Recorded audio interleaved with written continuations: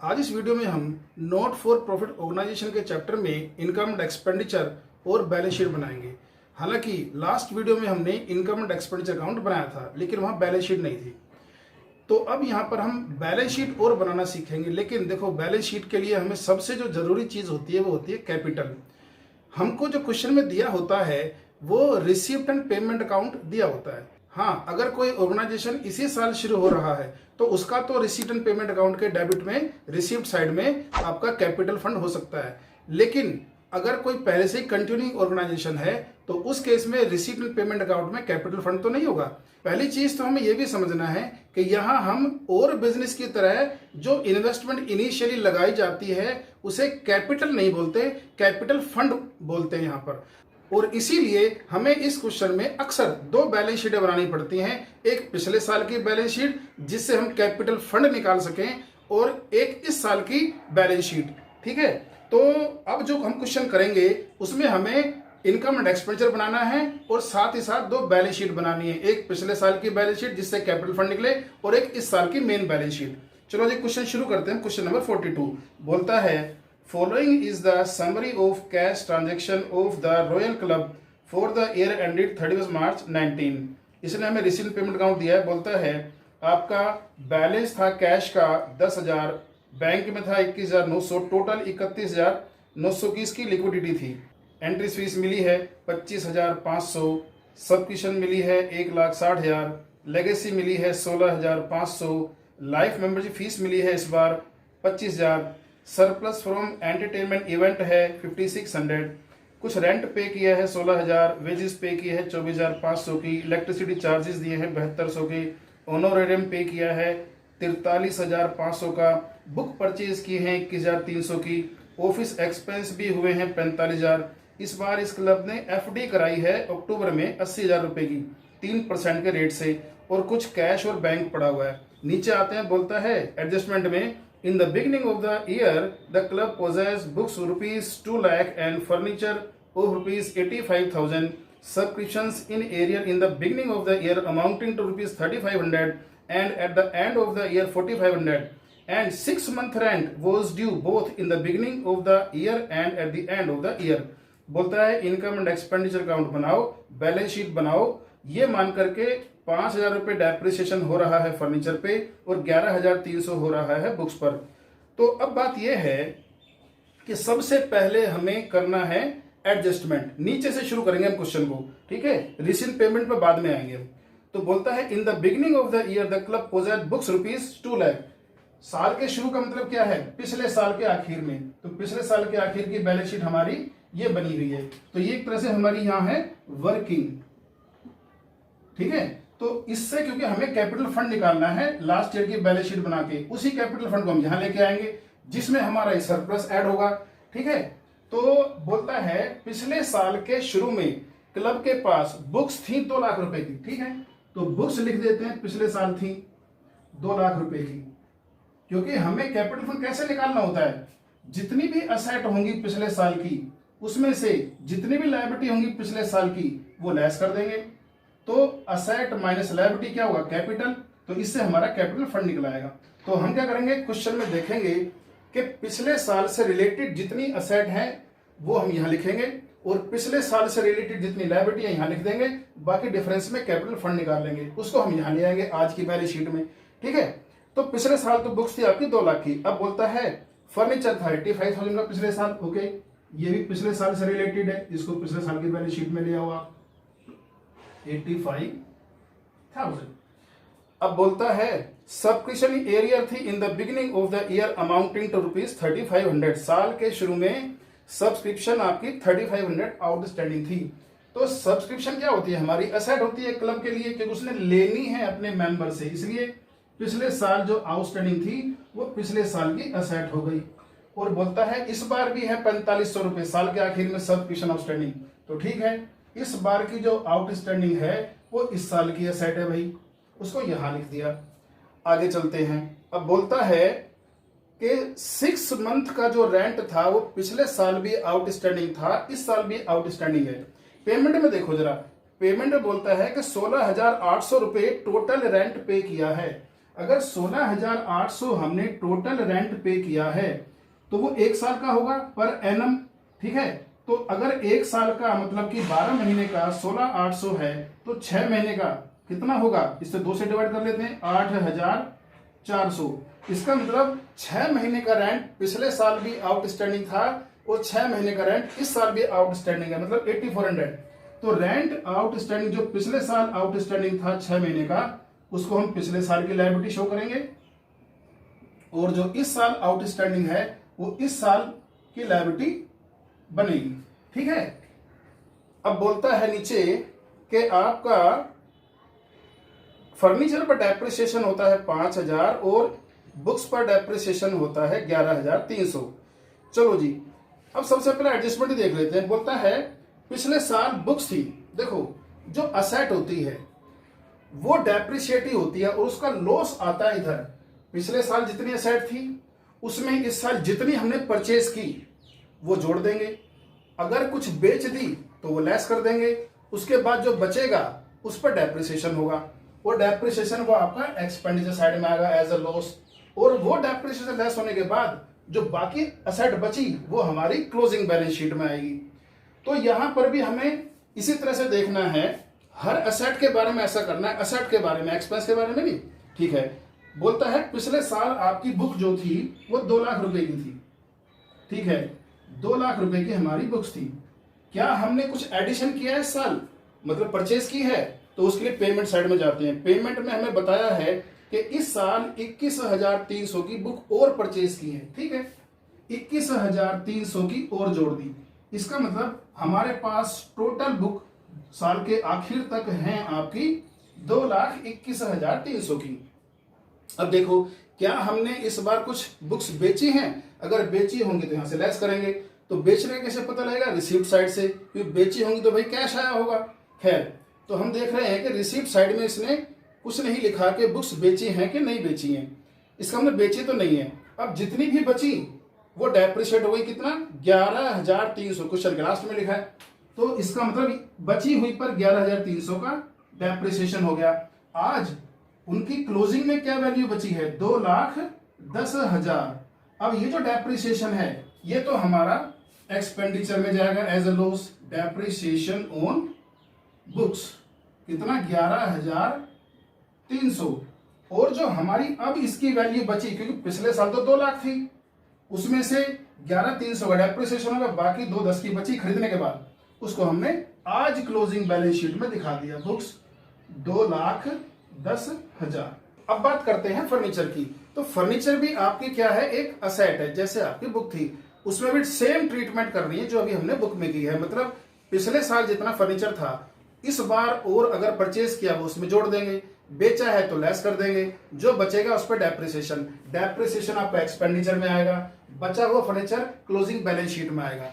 तो हमें ये देखना है कि क्या इस बार कोई परचेज किया है फर्नीचर उसने, अगर परचेज किया होगा तो पेमेंट में होगा, तो पेमेंट में तो कोई फर्नीचर है नहीं, इसका मतलब उसने परचेज तो किया नहीं है। क्या कुछ सेल किया फर्नीचर, सेल में भी उसने मतलब कुछ दिखाया नहीं है रिसीप्ट में कि कोई अमाउंट इसके अगेंस्ट में आया है कि नहीं आया है, ठीक है। तो ना उसने परचेज किया ना उसने सेल किया क्लब ने।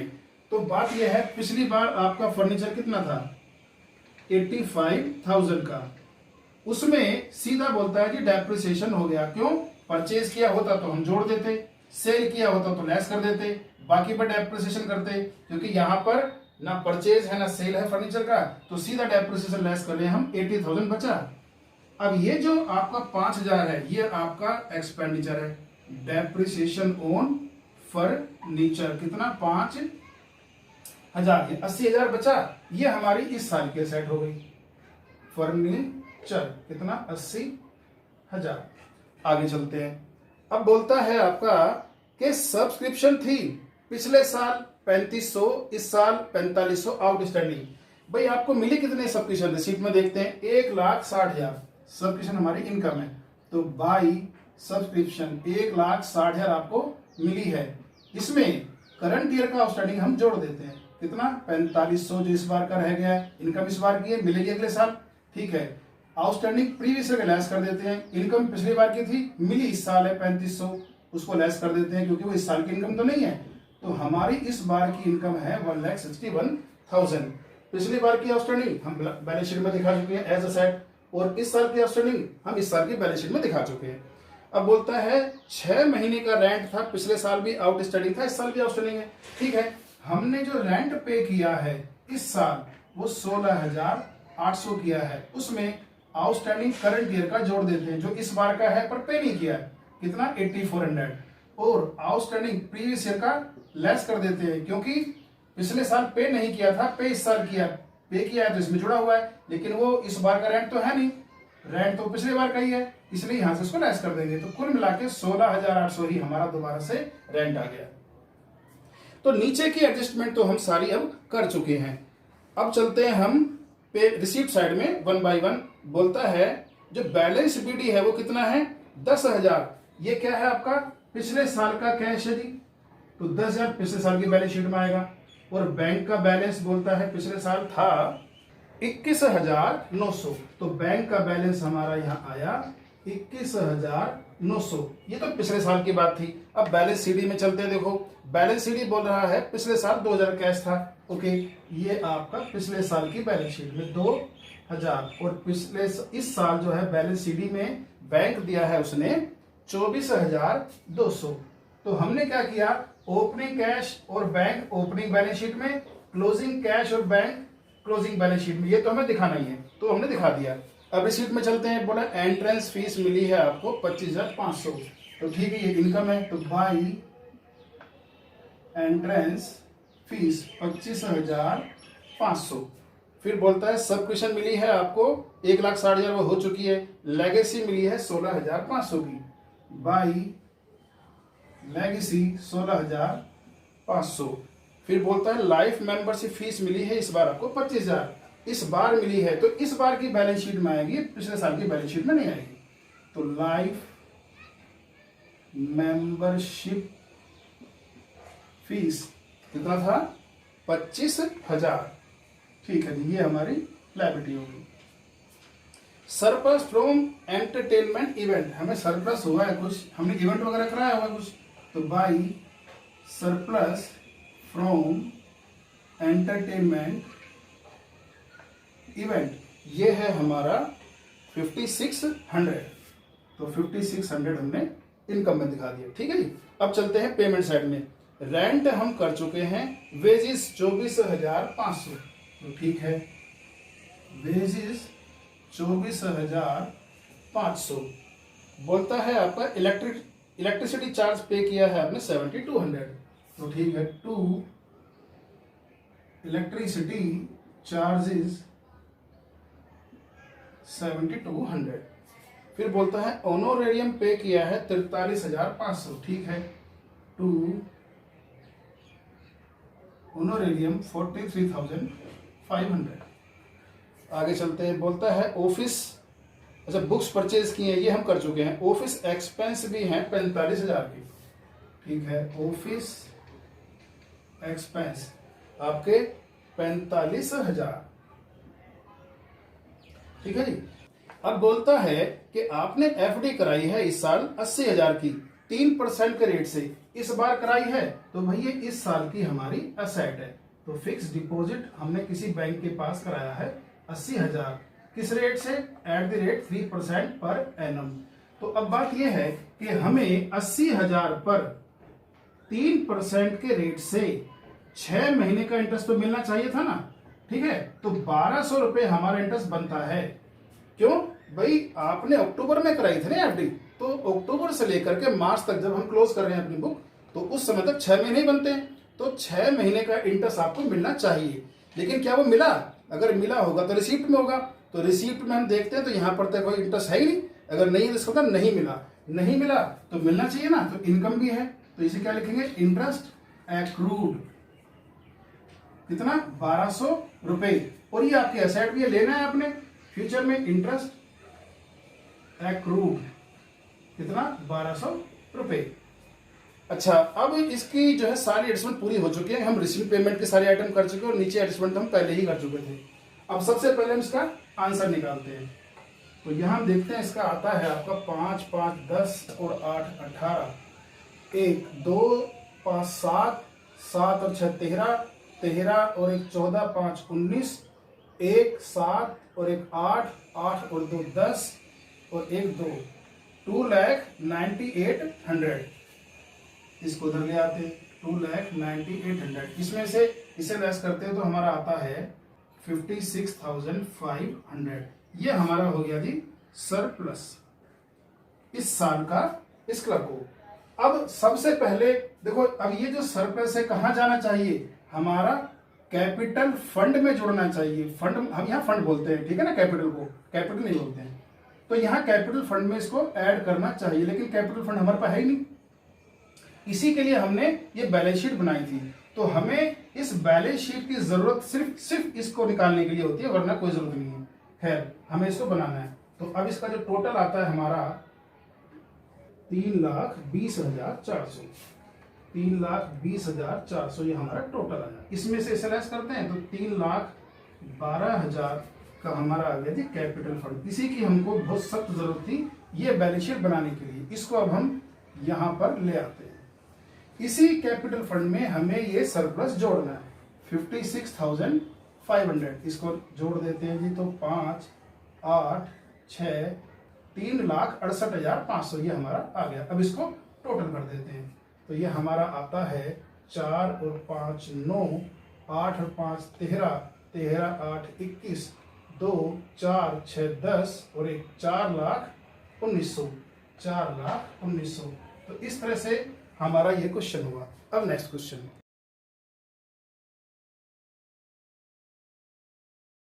अब हम क्वेश्चन ले रहे हैं क्वेश्चन नंबर 43।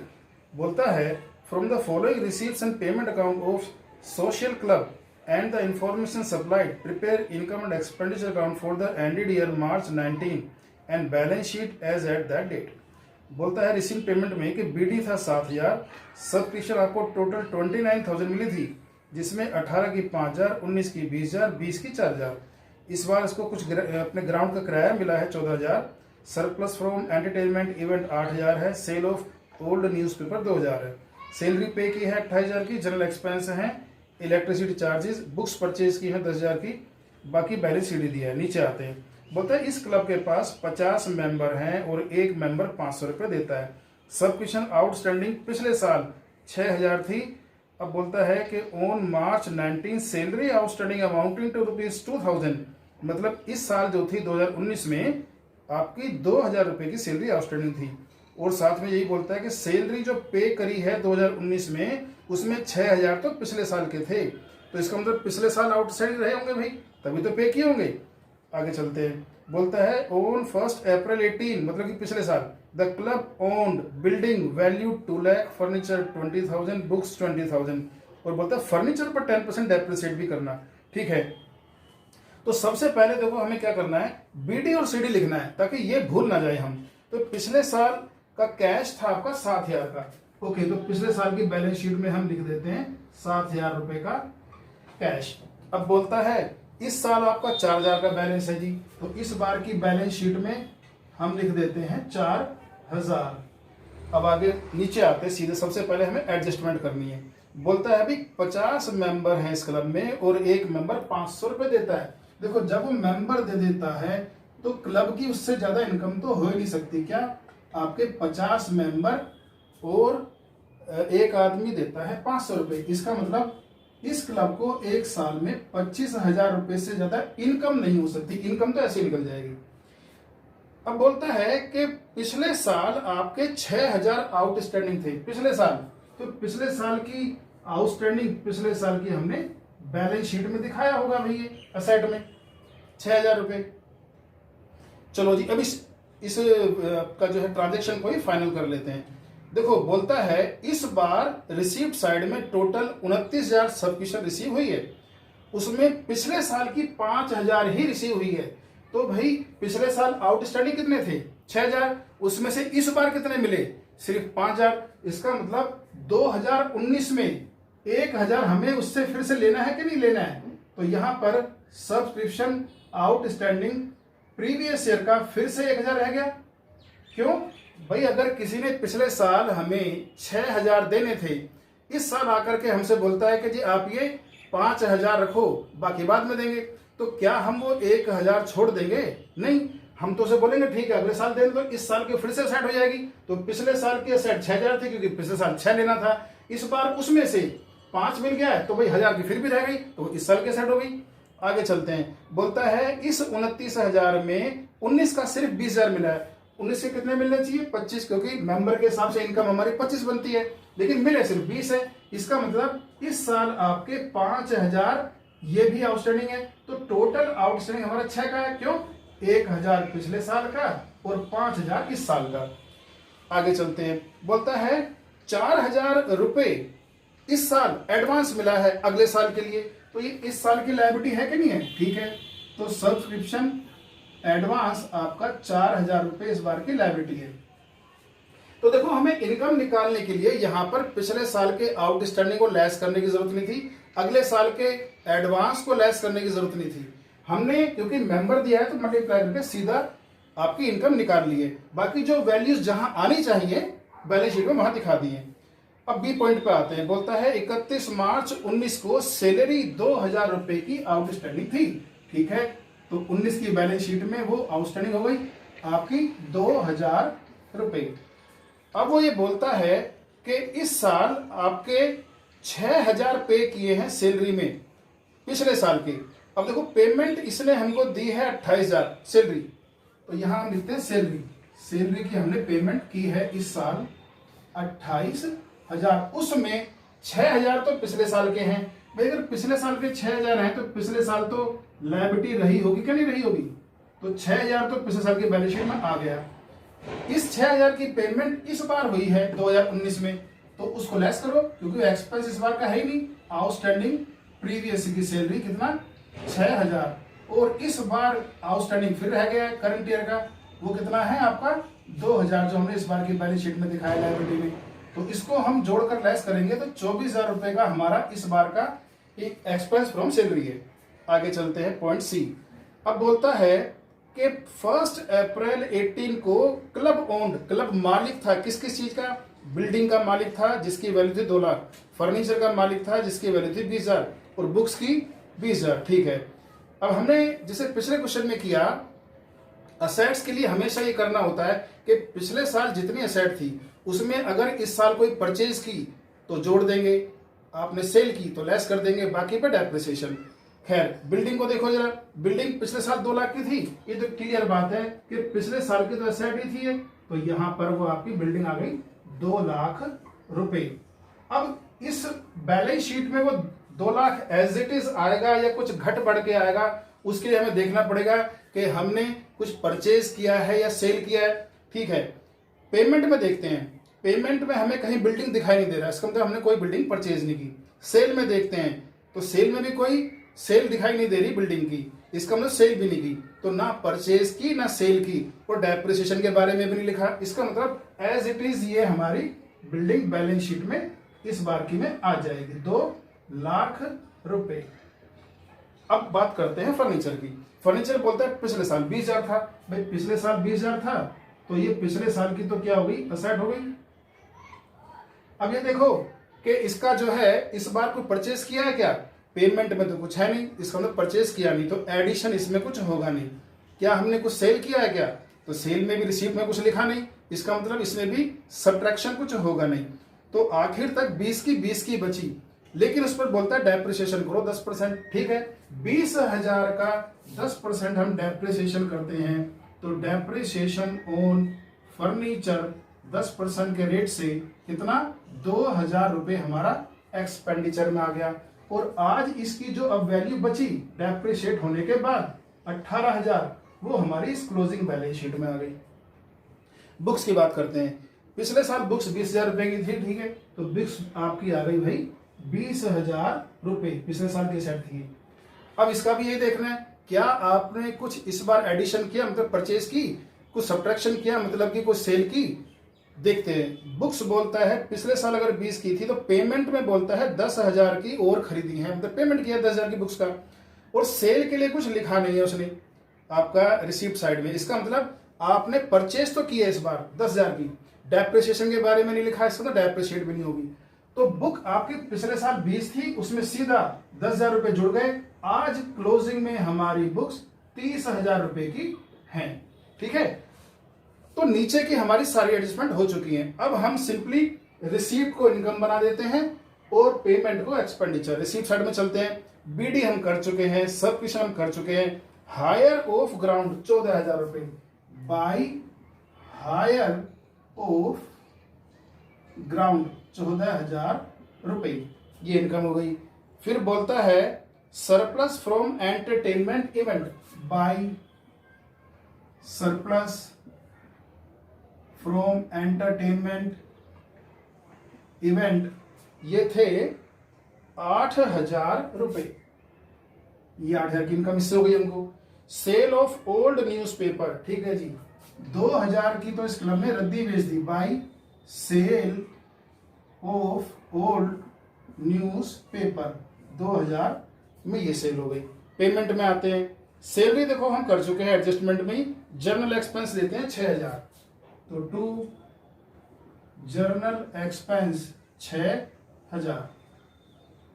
इसके बाद इलेक्ट्रिसिटी चार्जेस पे किए हैं 4,000 के, तो टू इलेक्ट्रिसिटी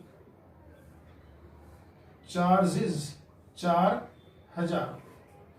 फिर बोलता है बुक्स परचेज की हैं, उसकी हम एडजस्टमेंट कर चुके हैं। फिर बोलता है न्यूज़पेपर की इस बार 8,000 की पेमेंट की है टोटल, तो ठीक है, टू न्यूज पेपर 8,000 की हमने ये पेमेंट कर दी। बस अब सब कुछ हो चुका है, एडजस्टमेंट हम कर चुके हैं, रिसीट में पेमेंट की सारी ट्रांजेक्शन रिकॉर्ड कर चुके हैं। अब हमें पहले क्या निकालना है, सरप्लस निकाल देते हैं जी। तो हमारे आता है आपका 10 और 4 14, 5 19, 1 4 49,000। इसमें से इसे लेस करते हैं तो ये हमारा आ जाता है 5,000। तो ये क्या आ गया हमारा सरप्लस। ठीक है, इस सरप्लस को हमें आपका क्लोजिंग बैलेंस शीट में लेके आना है। कैपिटल निकालेंगे अभी हम इस बैलेंस शीट से, उसी में इस सरप्लस को हम जोड़ देंगे। कितना, 5,000। अब इसको निकाल लेते हैं हम कैपिटल फंड को। तो ये हमारा आता है 6,000, 7 6 13, यहाँ हो गया 1 5 253, इसमें से ये गए 247, हमारा आ गया कैपिटल फंड। इसको हम इधर ले आते 247, इसको इसमें जोड़ देते हैं 2,52,000। अब हमारा बैलेंस शुरू हो जाएगा यहाँ पर। तो ये आपका हो गया 2 और 2 4 4 8 5, 2,58,000। इस तरह से ये क्वेश्चन हुआ। तो आज इस वीडियो में हमने 2 क्वेश्चन किए, कुछ और क्वेश्चन करेंगे अगली वीडियोस में। Thank you.